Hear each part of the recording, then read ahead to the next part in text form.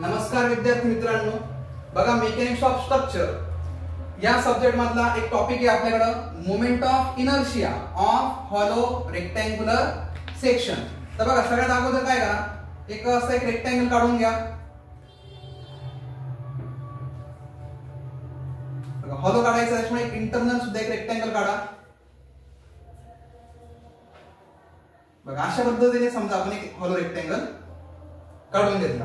त्याच्यामध्ये बघा एक आपल्याला पहिला एक सम दिसतोय, find the polar moment of inertia. आता तुम्हाला पोलर मोमेंट ऑफ इनर्शिया आपल्याला फाइंड आउट करायचा आहे। म्हणजे बघा आपण इथे लिहून घेऊ टू फाइंड, काय करायचं आपल्याला पोलर मोमेंट ऑफ इनर्शिया। मग polar moment of inertia find out करण्यासाठी आपल्याला काय काय महत्त्वाचं आहे, म्हणजे Ix प्लस Iy हे महत्त्वाचं आहे। मग सगळ्यात पहिल्यांदा आपल्याला ऍक्सिस नुसार आपल्याला या दोघांचे moment of inertia find out करणं गरजेचं आहे। बघा त्यानंतरची कंडिशन आहे रेडियस ऑफ गायरेशन। बघा म्हणजे तुम्हाला दुसऱ्या कंडिशनला काढायचं आहे रेडियस ऑफ गायरेशन, म्हणजे Kxx आणि Kyy दोन्ही ऍक्सिसची रेडियस ऑफ गायरेशन आपण हा K ने डिनोट करतो। बघा पुढे of the hollow rectangular section. बघा हे जे फाइंड आउट तुम्हाला करायचं आहे ते कोणाचं करायचं आहे, हॉलो रेक्टँग्युलर सेक्शनचं। त्यानंतर बघा एक्सटर्नल साइज तुम्हाला दिलेली, जो एक्सटर्नल तुमच्याकडे जो रेक्टँगल आहे त्याची साइज आपल्याला दिली आहे। बघा तुम्हाला डेप्थ अगोदर दिसते 300, बघा ही एक्सटर्नल 300 मिलीमीटर। त्यानंतर बघा त्याची एक्सटर्नल ब्रेथ तुम्हाला दिसते ती आहे 200 मिलीमीटर। त्यानंतर बघा इंटरनल साइज मध्ये बघा डेप्थ ती आपल्याकडे आहे 250 मिलीमीटर आणि जी ब्रेथ जी आहे ती इंटरनलची आहे 150 मिलीमीटर। बघा अशा पद्धतीने हे डायमेन्शन आपण दिले। तर लक्षात घ्या इथे जे जे काय दिसतंय ते आपण गिवन मध्ये लिहून घेऊ। बघा कॅपिटल डी जो दिसतोय तुम्हाला म्हणजे एक्सटर्नल डेप्थ जी आहे ती आहे 300 मिलीमीटर। बघा एक्सटर्नल जी ब्रेथ तुम्हाला दिसते म्हणजे कॅपिटल बी ने तिला आपण डिनोट करू, ती आपल्याकडे आहे 200 मिलीमीटर।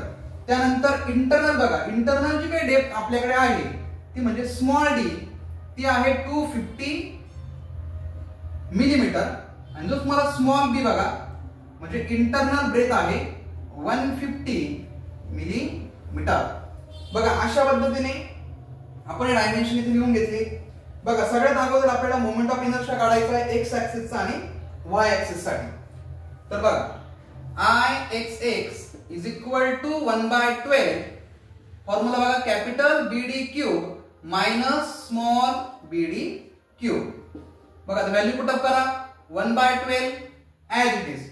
बघा capital B 200 into capital D 300 त्याचा क्यूब मायनस स्मॉल b बघा 150 इनटू स्मॉल d 250।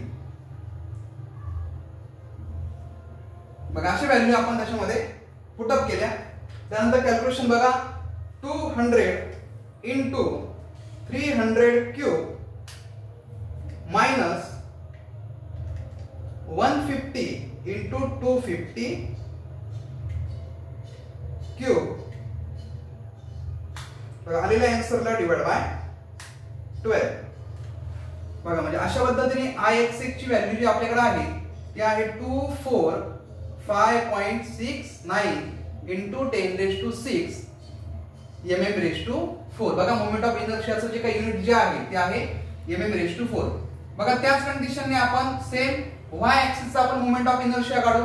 बघा पुन्हा फॉर्म्युला 1/12 इथे BD क्यूब आहे तर आता DB क्यूब करा। बघा capital DB cube minus small DB cube तर टाका व्हॅल्यू 1/12 इथे बघा D कॅपिटल D आपल्याकडे बघायला गेला तो आहे 300 इनटू कॅपिटल B 200 त्याचा क्यूब मायनस बघा इथे कॅपिटल D 250 इनटू बघा इथे स्मॉल म्हणजे स्मॉल d आणि स्मॉल b बघा 150 त्याचा क्यूब।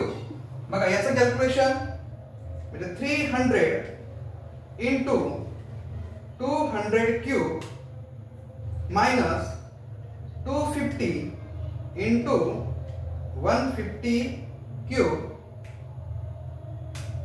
Divide by 12. मग याचं जे आन्सर जे आहे 129.69 इंटू 10⁶ मिलीमीटर रेज टू 4. बघा अशा पद्धतीने आपण Ixx आणि Iyy काढलाय. लक्षात घ्या Ip आपल्याला फाइंड आउट करायचं आहे म्हणजे पोलर मोमेंट ऑफ इनर्शिया. तर बघा पोलर मोमेंट ऑफ इनर्शियाचा फॉर्म्युला Ip Ixx Iyy. बघा व्हॅल्यू पुट अप करा म्हणजे 254.69 इंटू 10⁶ प्लस 129.69 इंटू 10⁶. बघा याचं जे काय फायनल आन्सर आपल्याकडे आहे ते 384.38 इंटू 10⁶ मिलीमीटर रेज टू 4. बघा अशा पद्धतीने आपण polar moment of inertia find out केला. त्यानंतर आपल्याला सांगितलं त्यांनी रेडियस ऑफ गायरेशन काढा. रेडियस ऑफ गायरेशन साठी लक्षात घ्या आपल्याला एरिया काढणं खूप गरजेचं आहे. तर एरिया कसा काढायचा तुम्हाला एरिया ऑफ रेक्टँगलचा फॉर्म्युला माहिती लेंथ इंटू ब्रेथ. म्हणजे आता बघा आपल्याकडे ब्रेथ आहे आणि डेप्थ आहे म्हणून आपण कसं करू capital B into capital D minus small b into small d. म्हणजे इथं लक्षात घेतलं तर एक्सटर्नल जे काय डायमेन्शन आहे एक्सटर्नल डायमेन्शनचा आपण एरिया फॉर्म्युला अप्लाय केला म्हणजे एरिया ऑफ रेक्टँगल आणि जो इंटरनल जो रेक्टँगल आहे त्याचा आपण एरिया घेतला. आणि लक्षात मग व्हॅल्यू पुट अप करा B इंटू D. बघा कॅपिटल B 200 इंटू 300 मायनस इथे लक्षात घ्या 150 इंटू 250. बघा म्हणजे अशा पद्धतीने आपण एरिया अगोदर काढून घेऊ म्हणजे 200 इंटू 300 मायनस 150 इंटू 250. बघा याचा जो एरिया आपल्याकडे आहे तो आहे 22500 मिलीमीटर स्क्वेअर. एरिया नेहमी कशामध्ये असतो स्क्वेअर मध्ये असतो. मग त्यानंतर बघा आपल्याला एरिया आता आपल्याकडे आलेला आहे म्हणजे आपल्याला काय काढायचं आहे रेडियस ऑफ गायरेशन. तर बघा रेडियस ऑफ गायरेशन साठी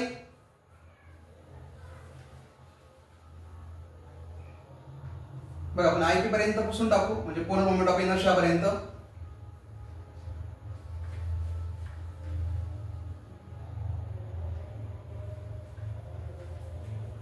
बघा नेक्स्ट तर रेडियस ऑफ गायरेशनचा आपल्याकडे जो फॉर्म्युला आहे बघा म्हणजे Kxx is equal to under root Ixx upon area.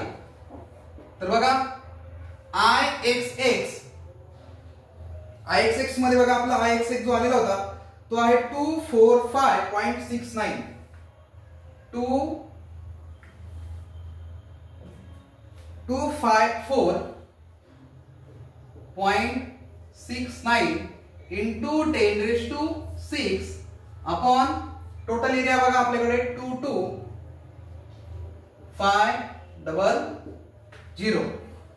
बघा तो आपल्याकडे निघतोय 254.69 into 10⁶ divide by 22500 root answer.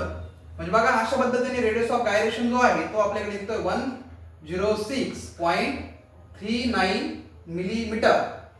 त्यानंतर बघा आपल्याला काढायचा radius of gyration y axis साठी म्हणजे इथे लक्षात घ्या मोमेंट ऑफ इनर्शिया आपल्याकडे आहे Iyy अपॉन एरिया.